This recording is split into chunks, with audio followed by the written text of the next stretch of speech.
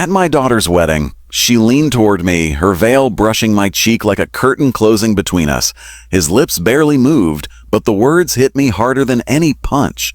"You're not my family anymore." And then, as if the knife in my chest wasn't already twisted enough, he whispered the request that completely tore me apart. "Please, don't be in the family photo."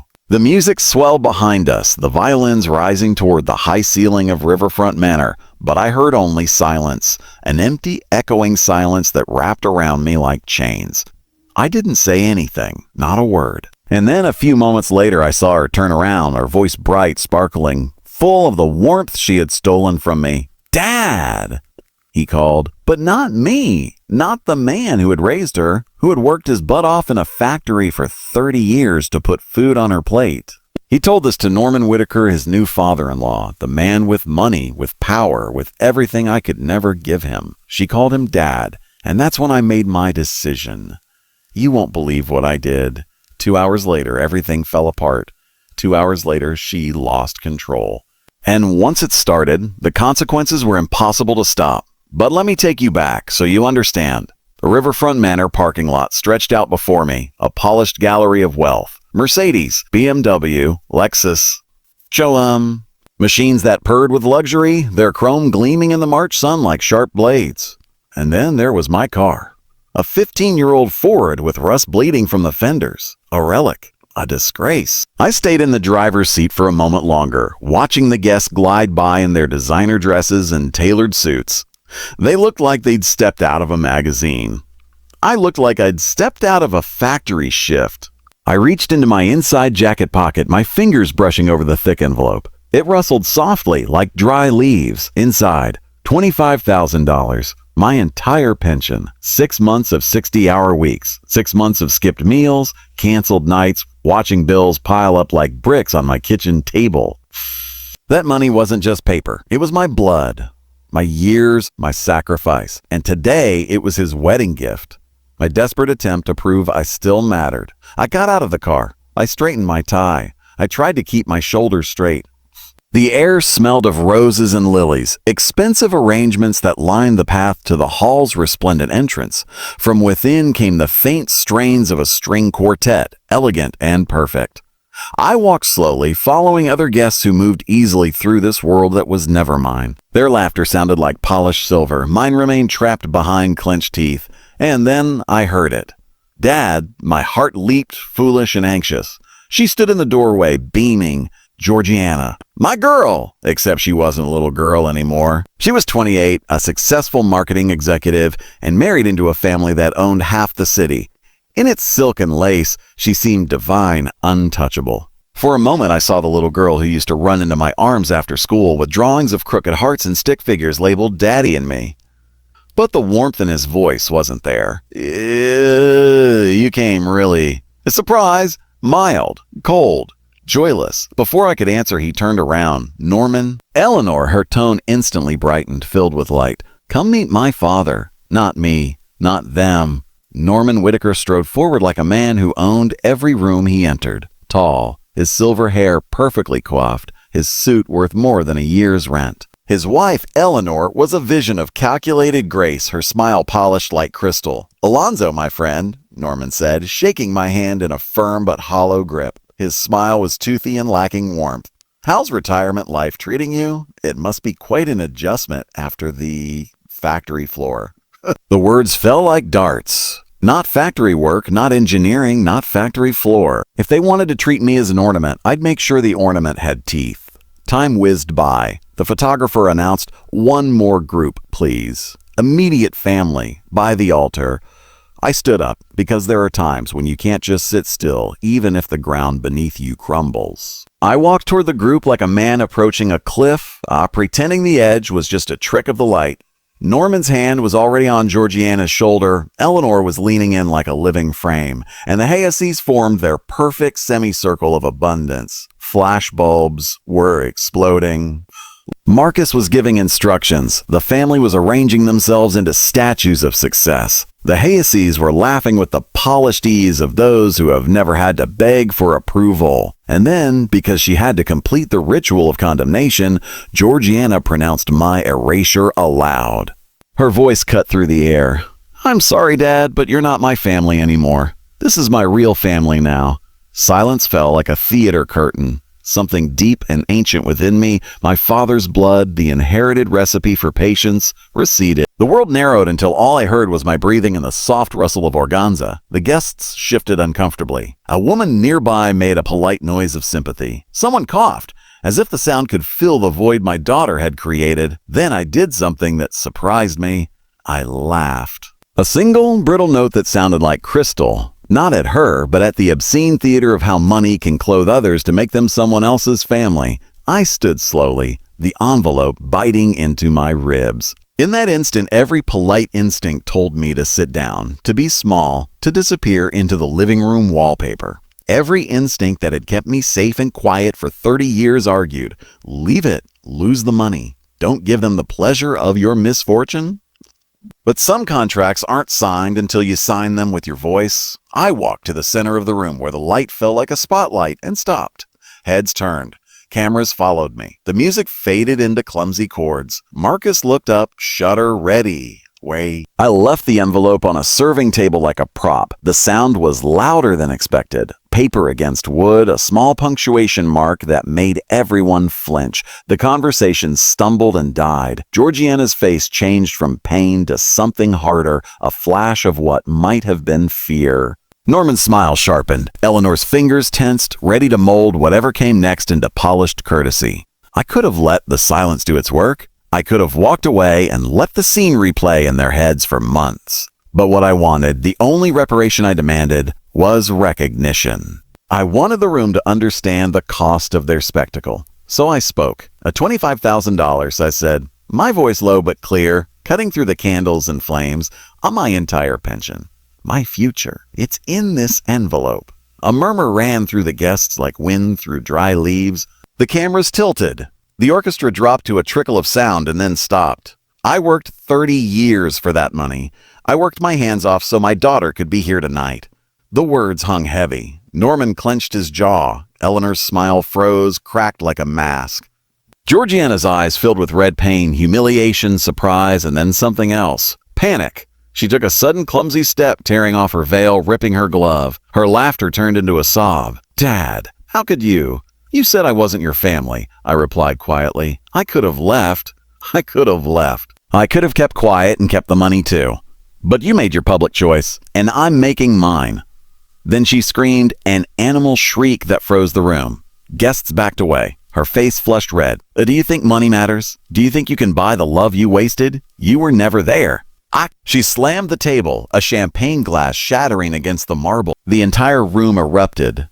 Eleanor ran to hide. Norman put his arm around her as if he wanted to claim her. Edwin paled. And Georgiana, for the first time, lost all control.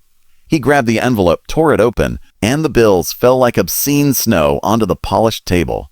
A gasp ran through the room. Marcus froze the image. The scattered money, Georgiana's frantic fingers, Norman's flushed face. Take it, she shouted. Take your money and your love. I don't need anything from you. And then she ran towards the river gates, the white train of her dress sweeping like a comet. The rest was chaos. Guests murmuring, phones vibrating, Marcus capturing every moment. I stood amid broken glass and scattered bills, the empty envelope waving like the flag of a small, terrible war. And then came the soft, almost ridiculous sound of my phone. A notification. The bank. Transfer canceled. $25,000. Still in my account. Still mine. I followed her through the doors, into the chill of the night, into the headlight-lit parking lot. She was there, slumped against the hood of a car, her hands in her hair, mascara running down her face. She looked at me, and in her eyes there was neither defiance nor apology, but something that scared me more, confusion. You did this, he said, not accusing, not demanding, just as if stating the weather. Yes, I replied, I did. His shoulders slumped as if the weight of his life had suddenly been lifted from under him. He let out a broken laugh. You could have left the money. You could have given me what I wanted to show you the price, I said. Not the price of dinner or dresses. The price of pretending we're not what we are. She cried, a sob that mingled with the river, and I understood. I had pushed over the first domino. The consequences would come later. 2 hours later, Georgiana would lose control in a way that would change much more than photos and dresses and dresses. But there was no turning back now. The laughter fell upon me like a physical blow. It expanded outward, polite, complicit, deliciously unconscious. And in that sound, I felt 30 years of early mornings and midnight shifts dissolve into nothing more than a cruel joke. The plate in front of me blurred, the hand holding the fork trembled. Around the room, fine crystal glasses clinked, cutlery collided with china with clinical precision, and somewhere overhead, a chandelier continued to shed the same light as always, like an indifferent jury. Georgiana's voice still floated in the air. "Norman, you became the real father I needed." The words were soft and poisonous, wrapped in gratitude and meant to hurt. I pressed my thumb against the seam of the envelope until the paper buckled under the force, imagining the imprint etched over the names of each overtime hour I'd worked for her. All my liquid worth, my entire life turned into a careful record of paychecks, tips, and thrift, was reduced to numbers on an app and a slip of paper that fit in my hand. Tomorrow that number would fall to just over 2,000, just enough for food and utilities if he accepted the life of an austere monk, enough to survive if he accepted this new form of existence, diminished, practical, obedient. The orchestra changed to a kind of string lullaby and someone clapped softly. Norman's hand, firm, sure, squeezed Georgiana's back as living proof that he had formed her. At their table, the Hayes laughter bubbled warm and confident. I could see the calculations behind Norman's smile, the silent tabulation of status and future benefit. That's what money did. It rearranged hearts by the force of balance and nothing else. A stranger in front of me, glass raised, leaned forward and said, "You are incredibly generous." His admiration sounded sterile, polished, and emotionless. He didn't know my name, he only knew the game. "It's educational," I replied humorlessly, and I meant it. The education was brutal. You learn painfully what currency buys in this world. Not love exactly, but the appearance of it. You learn how quickly relationships are reshaped when a balance shifts. You learn how easily decades of work can be categorized and discarded. Servers glided deftly, presenting herb-crusted salmon on plates that would later be stacked and inventoried. I counted the cost like others count calories. $47 for the plate, $18 for the soup, $12 for the salad. Every morsel of expenditure was a reminder of what I had given to make this day a perfect. I cut my salmon into precise pieces and forced them down. The flavors were a museum, technically impeccable, absolutely inert. Marcus hovered around with his camera, capturing spontaneous shots, laughter, clinking glasses, babies smiling at men in linen suits. He never pointed his lens at me. He had been hired to make them look legendary, and that was what he did. But cameras have memory. They also tend to focus on what someone might want to see next. I took note of it. A man with a lens may think he's capturing the truth, but the truth is a form that people are willing to pay to edit. Eleanor rose with the confidence of someone who had rehearsed this life more carefully than most rehearse their vows. He took the microphone with a rehearsed gesture and painted the moment with praise. His words flowed like syrup and varnish. But when he passed the microphone to Georgiana, the room fell into an expectant silence, the kind that smells of champagne, civility, and the anticipation of a perfectly calculated anecdote. I dared foolishly to hope. That old, silly paternal hope, a muscle that never stops atrophying. Maybe, just maybe, she would string the years together in a line of gratitude. Maybe I'd say the things that would redeem it all. The sleepless nights, the ER visits, the graduations, the time I taught him how to ride a bike or fix the lawnmower. Perhaps I would say that I was his father, no need for balance. He didn't do it. Instead, he scanned the room with practiced, educated eyes, then settled on Norman with a radiant light that took my breath away. "Norman, you became the true father I needed," he said. You showed me what fatherly love should be." Polite laughter rose like a tide. People sat back, pleased by the lovely gesture of a daughter honoring the man who had given her so much. I stood still as the ground tilted again, slowly, nauseatingly. The envelope in my pocket throbbed against my ribs like a tiny heart. Something burning surged within me. Less than anger, more like a clarity with the cold precision of an engineer measuring load-bearing beams. If she could rewrite an entire life with a single sentence in front of strangers, then I would use the only tool I had left, the truth made visible. Not shouting, not with revenge, but undeniably. I got up from the table and walked over to the serving tray where I had left the envelope earlier, because theatrics matter in a room full of witnesses. The cameras spun. The rustling of silk stopped. When I rapped the papers with my knuckles, the sound echoed around the cavernous room. I told them calmly what the envelope was, $25,000 of my savings designated as a wedding gift. That moment, my confession was meant to show the cost of what everyone enjoyed, make it clear who paid for each flower arrangement and each glass of champagne, making visible the invisible transaction that lubricated the social machinery of the Hayes rise. I wanted them to see how money could represent love and how easy it was to buy that representation. Instead, Georgiana lost control in a way that tipped the entire evening into chaos. It burst out, not the cold, composed correctness of a woman skilled in social stagecraft, but a raw animal breakdown. The words tumbled out. Do you think money makes you a father? You were never there. You bought moments and called them. She laughed, and the laughter turned into a sob that scraped the glass. He lunged at the envelope in a move that was both accusation and demand. The fingers tangled in the paper. In the struggle, a corner tore and bills spat onto the tray, then spilled like confession onto the lacquered wood, green, shiny, obscene. Marcus's camera captured it all. Georgiana's frantic hands, Norman's face transforming into something dangerous, Eleanor's hands flying to her mouth in disbelief. 1 second and the room held its breath. Then everything exploded. The cell phones appeared. The people stood up. Someone shouted to keep calm. The children began to cry at the sudden storm of the adults. The photos Marcus had trained to capture, perfect candids of affection, now framed another image. Money in motion, dignity in tatters, a bride unraveling. Georgiana's voice cut through the air. Take it. Take your money and your fake love. He shoved the bills toward them like a theatrical offering, then ran out of the parlor, through the hall, into the cold night beyond the manor gates. I should have followed her faster. I should have stayed inside and let the scene unfold into the next scandal, the next apology, the next carefully worded statement from the Hayeses. Instead, I froze for another second. Part of me wanted to see the ripples ripple through the room when they realized who had really paid. Part of me wanted to follow my daughter into the night and see the person beneath the wedding dress and social script. My phone vibrated in my pocket like a second heart, a bank notification. Reminder, transfer scheduled for tomorrow. Call customer service to cancel or modify.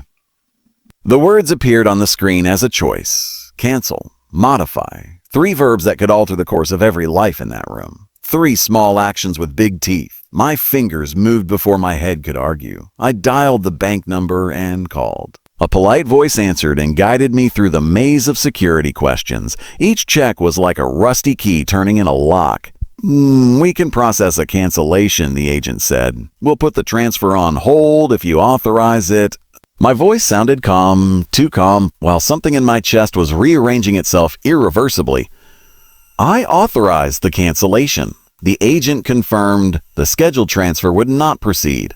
The $25,000 would remain under my control. The immediate weight lifted from my shoulders surprised me. A clarity filled the space previously occupied by shame and fear. I had shown them the transaction. I had also avoided the final handover of my savings to their narrative. As I hung up, another notification appeared. Marcus had posted a photo. Subtitle, "You won't believe what just happened." My stomach dropped. In a single minute, 2 distinct public truths were born. The money on display on the tray and the publication of that image. Canceling the transfer only mattered as long as those images didn't travel faster than the banks. Outside, under the harsh light of the parking lot spotlights, Georgiana leaned against a car, her mascara running, her breath white in the cold. She looked nothing like the composed bride who had handled social graces 10 minutes earlier. She was a small figure in a wide, indifferent world, and for a fleeting moment I saw not my enemy but the little girl who had once fallen asleep on my shoulder while I read ridiculous books in a voice I had practiced for years. I approached, each footstep echoing on the asphalt, the smell of exhaust and river water filling the air. When I reached her, she spoke first, no longer with fury, but with a hollow puzzlement that cut deeper than anger. "You did this," he said, not accusing, just stating a fact that had changed everything. "Yes," I admitted. "I did. I told him about the cancellation, the call, the suspension of the transfer. I told him in the silence between words that what I had wanted most was honesty." She looked at me as if I was trying to read a page I'd never opened. Then the world broke somewhere else. From inside the manor came the clear sound of a cell phone camera. The image Marcus had posted, bills scattered on the tray, my daughter's hands in the frame, had begun its life.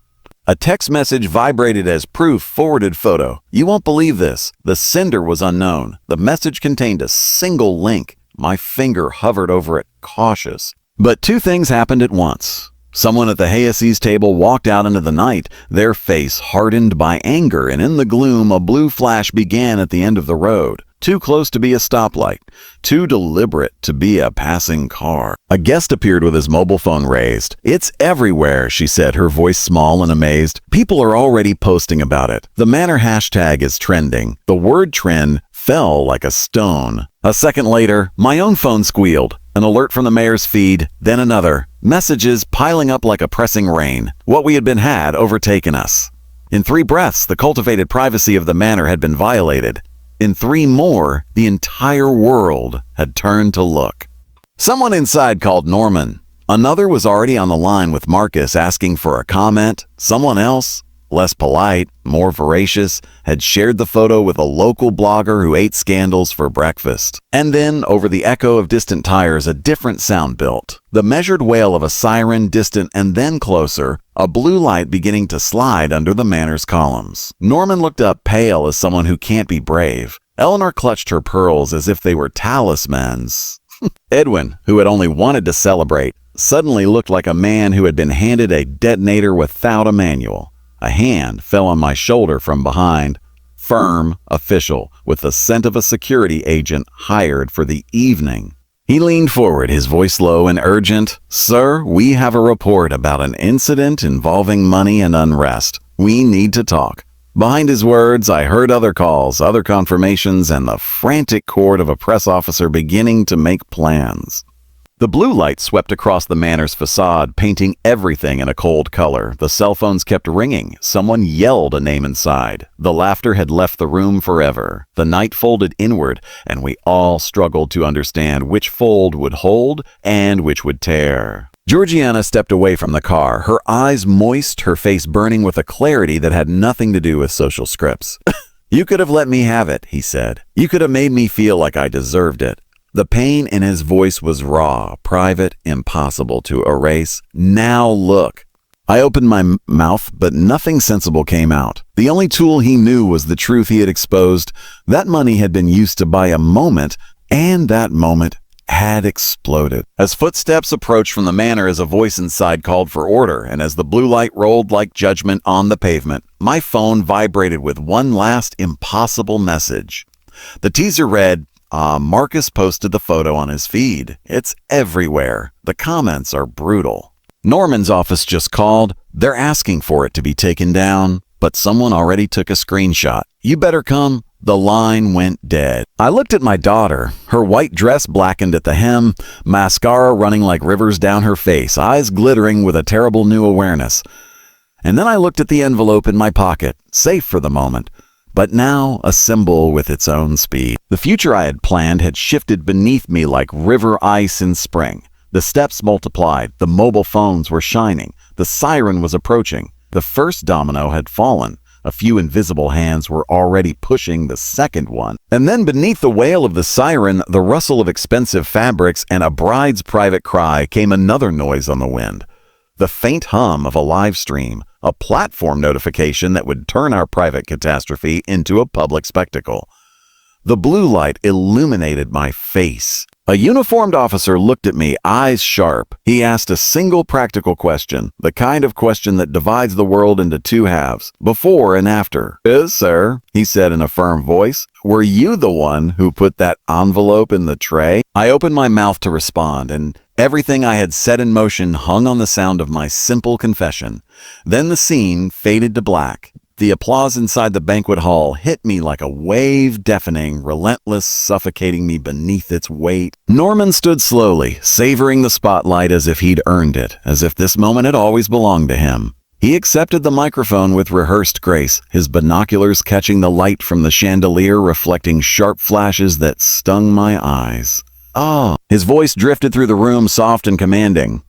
"My dear daughter," he began, and the word daughter rolled off his tongue not with tenderness but with possession. A declaration of ownership, a theft made official. A murmur of approval ran through the room, followed by a wave of applause. Those cultured hands, applauding not only Georgiana's marriage, but her rebirth in a higher circle. Norman continued, his tone laden with the kind of confidence that only comes from generations of privilege. "It's been an honor guiding you to the happiness you deserve. You needed a father who truly understood your worth, your potential, your place in the world." The words floated in the air, poisonous but wrapped in silk. Around her, heads nodded, the guests smiled knowingly. They understood the subtext perfectly. Working-class devotion could never compete with country club upbringing. Factory love would never be enough for someone with Georgiana's refined aspirations. Eleanor was next. She stood gracefully, clasping my daughter in a hug designed for the cameras.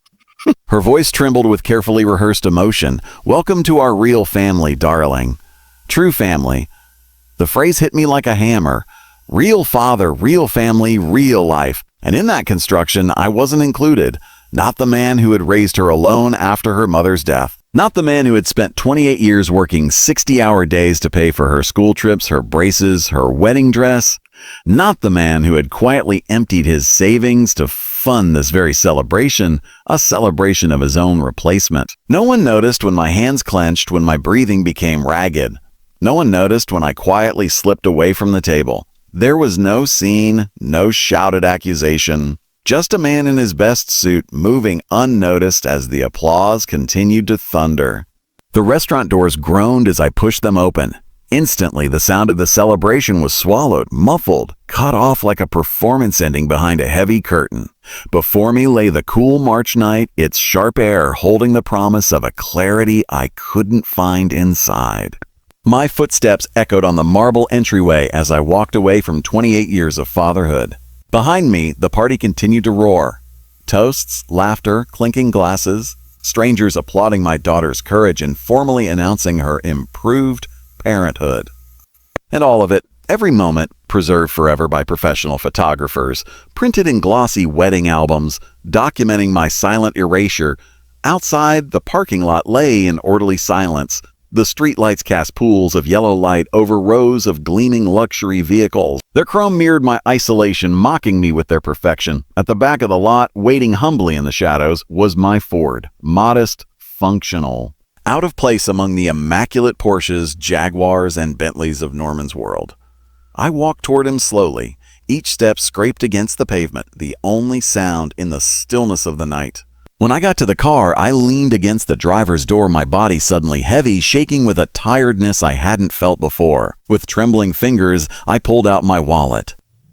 The leather, soft from years of use, was polished by decades of honest labor. From inside, behind my license plate, I pulled out the one treasure I'd always carried with me, a photograph. Georgiana, 10 years old. Missing her 2 front teeth, her arms wrapped tightly around my neck. I remembered the county fair, her face sticky with cotton candy, her bright, free laugh. She'd won a stuffed elephant in the ring toss, jumping for joy as she hugged it to her chest. That night, before she fell asleep in my arms on the drive home, she whispered, "Daddy, promise me you'll always be there for me. Promise me you'll never leave me like Mom did." The memory tore me in two. My throat closed, my vision blurred. I stared into that innocent face, desperate to reconcile it with the woman who, just hours before, had publicly divorced me in front of 200 strangers. When did the trusting little girl I adored become someone capable of such cruelty? The answer came slowly, cruelly. More than 2 years of small, almost imperceptible changes. The way she was embarrassed when I picked her up in my aging Ford, the way he corrected my grammar in front of his new friends, the way he suggested, gently, almost lovingly, that I update my wardrobe to fit his elevated circle. Step by step, he moved further away, and I let him. I financed her transformation. I paid for etiquette classes to help her fit into Edwin's world. I bought her designer clothes so she wouldn't look like a factory worker's daughter at country club meetings.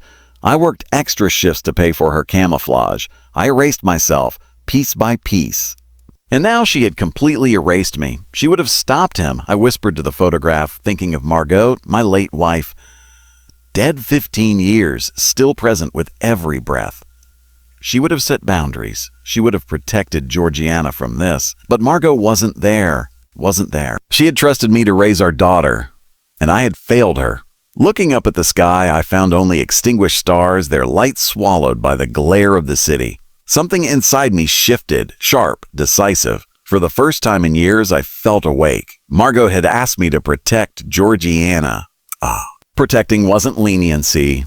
It wasn't sacrifice. Sometimes protecting meant teaching lessons about consequences. I slipped the photo back into my wallet, folding it carefully as if storing the child who no longer existed. That little girl, the one who had once called me the best daddy in the world, was gone, replaced by a woman who valued status over loyalty, image over love. But I was still here, still capable of teaching him one last lesson. My hand moved to my shirt pocket.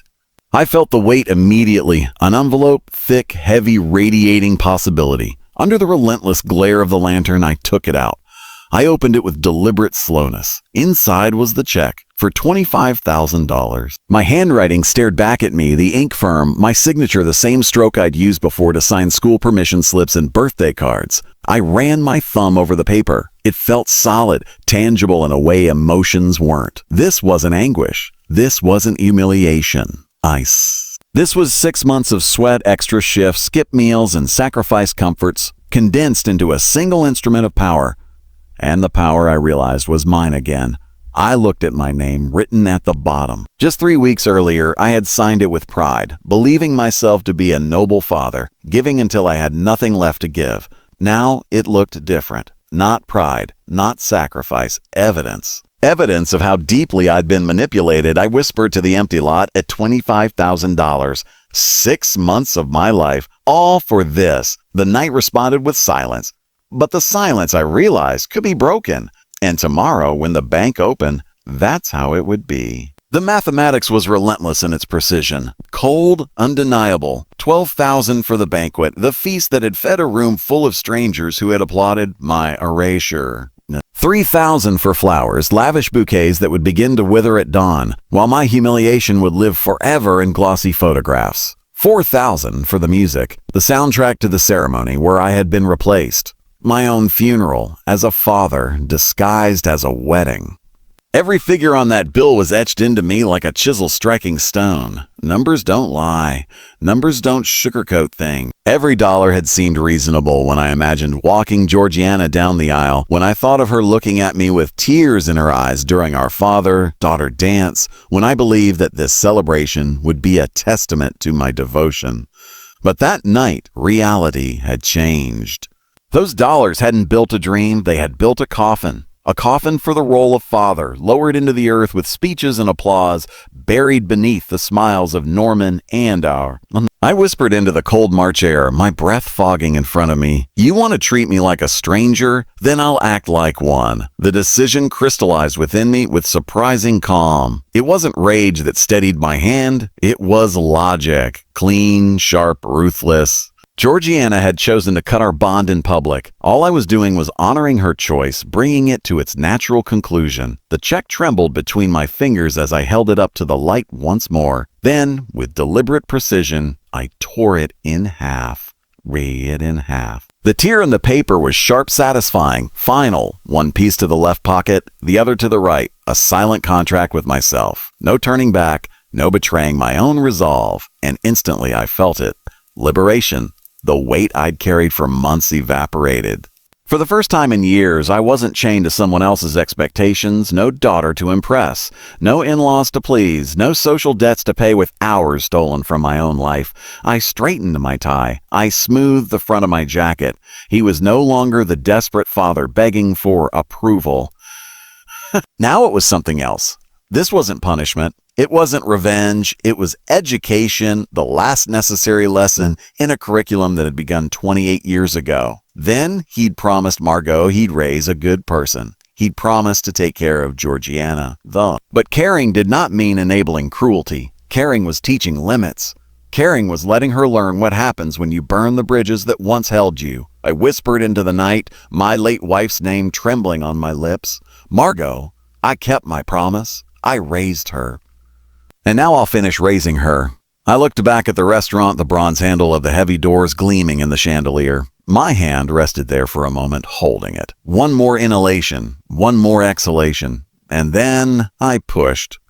The warmth of celebration instantly enveloped me. Laughter, music, the sparkle of crystal chandeliers, the intoxicating scent of roses and wine. On the surface, nothing had changed, but I had changed.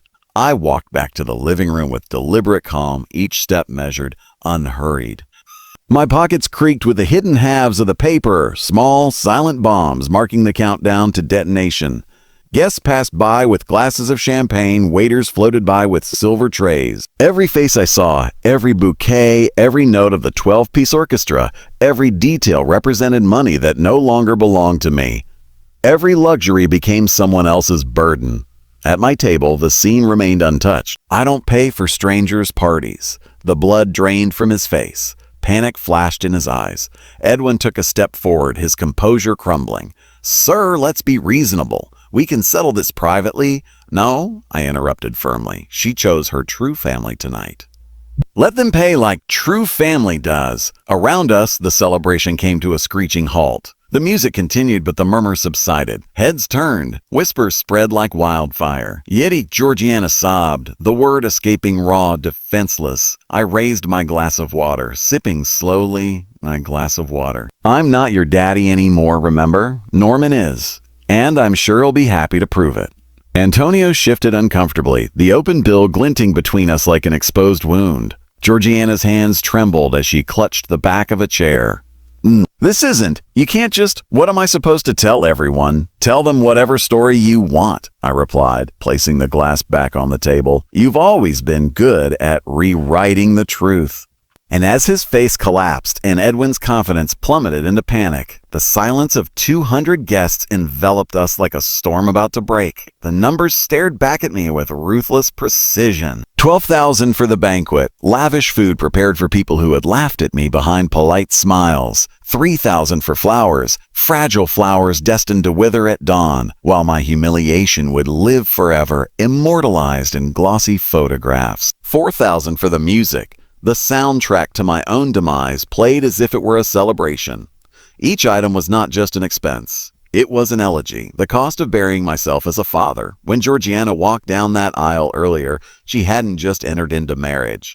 She'd written my obituary, not with ink, but with rejection, with the haughty smile that told me she no longer needed me. Not as a father, not as a man. I whispered into the cold March air, "Do you want to treat me like a stranger?" I let the pause hang. Sharp as broken glass. Then I'll act like one. Then I'll act like one. And in that moment, the decision crystallized within me, not with anger, not with resentment, but with an icy clarity that felt almost like peace. Georgiana had severed the bond between us. My only responsibility now was to honor her choice. I pulled the check from my jacket pocket. $25,000, my lifetime of overtime, my pension, my sacrifices compressed onto a thin piece of paper. With deliberate precision, I tore it in two. The sound was soft, but to me it crackled like a gunshot. One half in my left pocket, the other in my right. A commitment device. A point of no return.